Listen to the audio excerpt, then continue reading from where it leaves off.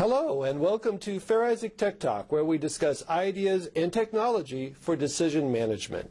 I'm Darcy Sullivan of Fair Isaac. Today we're talking to Mark Green, Fair Isaac's CEO, and we're asking him, what can a company like Fair Isaac do to help with the current economic downturn? So Mark, to start off with, you're an econometrician as well as a technology guy.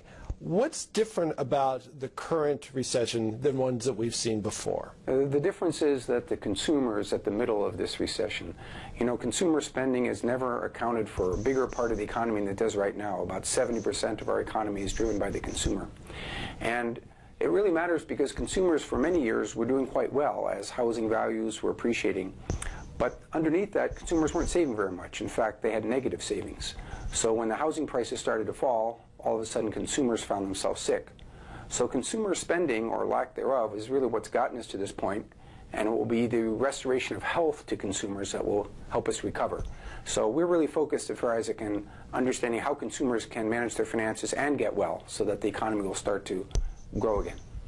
Mark, what can Fair Isaac do to help consumers not only manage their financial health, but get access to credit that they need at a time like this when credit's really tight? Good question. There's quite a bit that consumers can do, and some of the tips I'll share are available on our website, which is myfico.com. Basically, consumers have a responsibility to understand the information that banks and credit bureaus have about them. They can get that once a year for free by checking at the credit bureaus to understand what facts are on record and make sure there's no errors, make sure that their credit history is correctly described. And then there's a variety of tips that we have at myfico.com that help consumers manage themselves going forward.